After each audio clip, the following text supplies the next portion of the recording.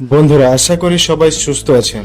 বন্ধুরা, স্ক্রিনে বর্তমানে আপনারা যে বিমানটির ছবি দেখছেন, এই বিমানটির মডেল নাম্বার হলো B350। এটার সংক্ষিপ্ত নাম হলো AMS, যার পুরো নাম হলো এরিয়াল মিসাইলিং সিস্টেম। এটি একটি বিশেষিত বিমান যা মূলত যুক্তরাষ্ট্রের জাতীয় নিরাপত্তা এবং পারমাণু জরুরি পরিস্থিতি মোকাবেলার জন্য ব্যবহৃত হয়। দেখুন, যুক্তরাষ্ট্রের যে ডিপার্টমেন্ট অফ এনার্জি DOE এবং national nuclear security administration NNSA দুইটি অত্যন্ত গুরুত্বপূর্ণ প্রতিষ্ঠান দ্বারা এটি পরিচালিত হয়।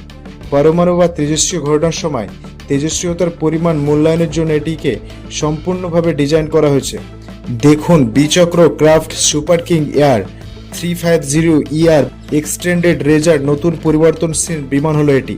এটি কম উচ্চতায় খুব ধীর গতিতে উড়তে সক্ষম, যা তেজস্ক্রিয় উৎপাদন শনাক্তের জন্য আদর্শ।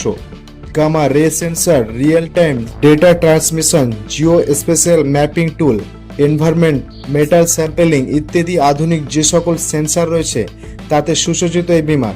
দেখুন, আগুন নিভানোর জন্য পৃথিবীর বিভিন্ন দেশে ফায়ার সার্ভিসের গাড়িগুলো ঠিক যেভাবে সপ্তাহে 7 দিনে 24 ঘন্টা রেডি থাকে, এই বিমানগুলো যুক্তরাষ্ট্রের 2টি ঘাঁটিতে 24 ঘন্টা রেডি থাকে। নেলস এয়ারফোর্স বেস এবং যুক্তরাষ্ট্রের জয়েন্ট বেস যে অ্যান্ড্রোস রয়েছে মেরিল্যান্ডের ভেতরে, এই বিমানগুলো প্রস্তুত থাকে। যে কোনো ধরনের পরমাণু ঘটনা, পরমাণু বিস্ফোরণ, ক্ষয়ক্ষতি, জরুরি পদক্ষেপ নেওয়া, নানান কারণে এই বিমানগুলিতে বিশেষজ্ঞ প্রস্তুতি বিজ্ঞানী, প্রযুক্তিবিদ এবং পাইলট দ্বারা এটি পরিচালিত হয়। জাপানের ফুকুশিমা পরমাণু বিদ্যুৎ কেন্দ্রে যখন সুনামির কারণে দুর্ঘটনা ঘটেছিল, তখন এই বিমানগুলো কিন্তু ব্যাপক ভিত্তিতে অনুসন্ধান কার্যক্রম চালায়। আর এই বিমানটি এবার ভারত এবং পাকিস্তানের যে সংঘর্ষ হয়েছে, এই ইস্যুটিকে কেন্দ্র করে আলোচনায়। অত্যন্ত গুরুত্বপূর্ণ এই বিষয়টিকে কেন্দ্র করে সুইডেনে ভিত্তিক যে বিখ্যাত প্রতিষ্ঠান রয়েছে ফ্লাইট রাডার 24 কোম্পানি, যারা বিশ্বব্যাপী রিয়েল টাইম বিমানের অবস্থান, উচ্চগতি এবং অন্যান্য তথ্য প্রদান করে, তারা নিশ্চিত করেছে যে যুক্তরাষ্ট্রের এই পরমাণু পর্যবেক্ষণ বিমান বর্তমানে পাকিস্তানের ভেতরে রয়েছে এবং পাকিস্তানের নূরখানা বিমান ঘাঁটি এবং কিরণ পাহাড়ের ওপর এটা লাগাতার চক্কর দিচ্ছে এবং গুরুত্বপূর্ণ তথ্য সংগ্রহ করছে বিষক্রিয়ার। এই ফ্লাইট রাডার 24 প্রতিষ্ঠানের গ্রহণযোগ্যতা নিয়ে প্রশ্ন তোলা কঠিন, কারণ ইউরোপের 99% কভারেজ রয়েছে প্রতিষ্ঠানটির এবং খুবই উচ্চতর। 2023 সালের তথ্য অনুযায়ী ফ্লাইট রাডার 24 অন্ততপক্ষে প্রায় 500-র বেশি রিসিভার ইউরোপের বিভিন্ন অংশে তার যোগ রয়েছে এবং সারা পৃথিবীব্যাপী তাদের কয়েক লক্ষ রিসিভার রয়েছে বিভিন্ন বিমানকে পর্যবেক্ষণের জন্য। বাংলাদেশ এবং পাকিস্তানে রয়েছে।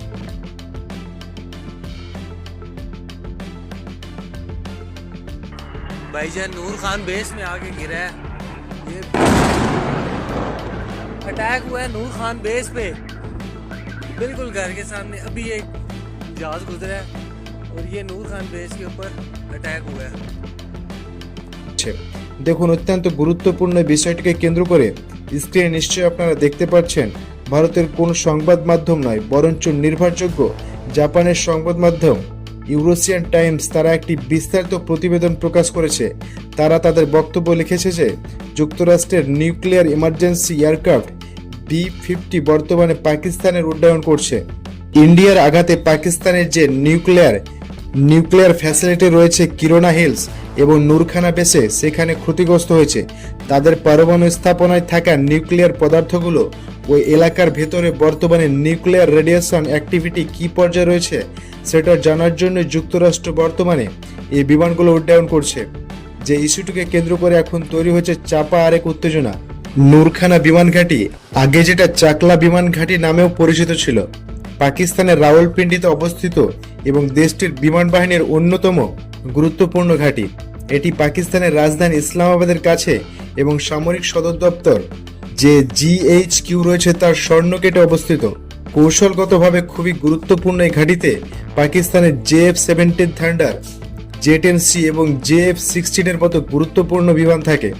পাকিস্তানের যত গুরুত্বপূর্ণ সামরিক ঘাঁটি রয়েছে, সকল সামরিক ঘাঁটিতে এই ঘাঁটি থেকে নূরখানা থেকে কিন্তু গুরুত্বপূর্ণ সাপ্লাই দেওয়া হয় এবং এই ঘাঁটিতেই যে স্ট্র্যাটেজিক নিউক্লিয়ার বোম রয়েছে, ছোট আকারের পারমাণু বোমা যেটা বিভিন্ন ধরনের আর্টিলারি ক্যাননের মাধ্যমে ফায়ার করা যায়, সেই বোমাগুলো কিন্তু এই জায়গায় রাখা হয়েছে। চীনের বিখ্যাত JSH-15 যেটা নিউক্লিয়ার বোমা, ট্যাকটিক্যাল বোমা ফায়ার করতে পারে, সেটাও কিন্তু এই জায়গা থেকে সাপ্লাই করা হয়। সুতরাং এটি নিশ্চিত যে ট্যাকটিক্যাল বোমা মানে ছোট আকারের আর্টিলারি শেলের যে পরমাণু বোমা রয়েছে সেটা নূরখানা বেজে অবস্থিত। এই জায়গায় 100% ছিল এটা প্রমাণিত। সাধারণভাবে আমরা যেটা মনে করি যে পরমাণু বোমা যে ঘাঁটিতে রাখা হয় সেই ঘাঁটিগুলো হয়তো বিস্ফোরণ করলে পুরো দেশটা উড়ে যাবে। আসলে স্বাভাবিক ভিত্তিতে এমনটা হওয়ার সম্ভাবনা খুবই কম, কারণ পরমাণু বোমার যে পরমাণু ডেটোনেটর রয়েছে তার সাহায্যেই বিস্ফোরিত হবে।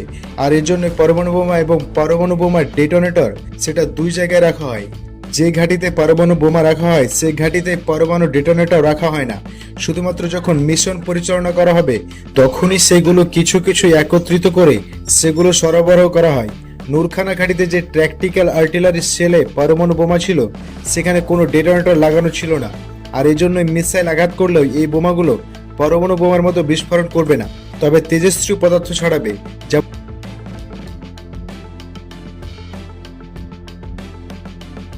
যেমনটা যুক্তরাষ্ট্রের পক্ষ থেকে নিশ্চিত করা হয়েছিল। ভীতিকর গোয়েন্দা তথ্য পেয়ে মোদিকে ফোন করেন জেভি ভ্যানেস, যুক্তরাষ্ট্রের ভাইস প্রেসিডেন্ট। তারপরেই কিন্তু ভারতের পদক্ষেপেই ভারতের অনুরোধের কারণে সমঝোতা করে যুদ্ধটা থামানো হয়। সেই ভয়ঙ্কর ভীতিকর তথ্য কি ছিল জানেন? ভারত যখন নূরখানা বেজে তার ব্রহ্মস্ত্র মিসাইল দিয়ে হামলা করে এবং ট্যাকটিক্যাল যে মিসাইল রয়েছে নিউক্লিয়ার মিসাইল ছোট পরমাণু বোমা যখন সেটা আঘাতপ্রাপ্ত হয়, পাকিস্তান এটাকে তার ভূখণ্ডে ভারতের পরমাণু হামলা হিসেবে বিবেচনা করে এবং যুক্তরাষ্ট্রকে পরিষ্কারভাবে বার্তা দেয় তারাও পাল্টা পরমাণু হামলা করতে যাচ্ছে ভারতের ভেতরে। যেহেতু ভারত তাদের পরমাণু স্থাপনাগুলোকে আক্রান্ত করেছে, দেখুন এটা নিশ্চিত ভারত রেড লাইন অতিক্রম করে ফেলেছে। কখনোই নূরখানা বেজে আক্রমণ করা ভারতের ঠিক হয়নি, কারণ এটি একটি পরমাণু স্থাপনা এবং এই ধরনের হামলা পুরো এই অঞ্চলের যে নিরাপত্তা ঝুঁকি এবং পরমাণু যুদ্ধকে সরাসরি ট্রিগার করে দিয়েছিল। দেখুন এটা ভিন্ন বিষয়, পাকিস্তান ভারতের ভেতরে পাল্টা হামলা করেছে, তবে পরমাণু প্রযুক্তি ব্যবহার করা হয়নি। তবে তাদের কাছে রিজন ছিল একেবারে 100% যোগ্য রিজন যে তারাও নিউক্লিয়ার বোমা ব্যবহার করবে, এটা ট্যাকটিক্যাল ছোট আকারের হোক না কেন।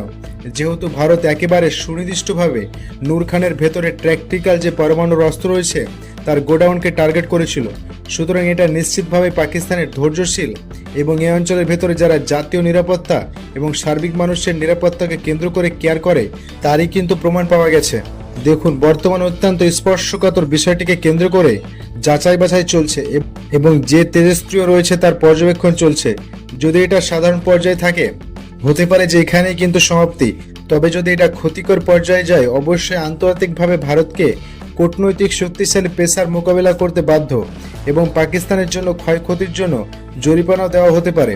এবং আন্তর্জাতিক অমানবিক সংস্থা যুক্তরাষ্ট্রে এই পর্যবেক্ষণের পর যদি পৌঁছায় তাহলে ভারতের এই ধরনের কার্যক্রম আন্তর্জাতিক যে নিউক্লিয়ার ইকুইপমেন্ট সাপ্লাই যে আবেদনপত্র রয়েছে সেখানে সদস্য হওয়া সেটা সরাসরি বাতিল হয়ে যাবে, সেটা গ্রহ্যই হবে না। বর্তমানেও নয়, তারা পেন্ডিংয়ে রয়েছে, তবে সেই সম্ভাবনা আর থাকবে না। এখন দেখার বিষয় কোথাকার প্রাণী কোথায় গিয়ে গড়ায়। তো বন্ধুরা আজকের মতো বিদায়, নতুন কোনো ভিডিও নিয়ে আবারও দেখা হবে। শেষ পর্যন্ত সবাই ভালো থাকবেন এবং সুস্থ থাকবেন এটাই কামনা করি। ধন্যবাদ সবাইকে।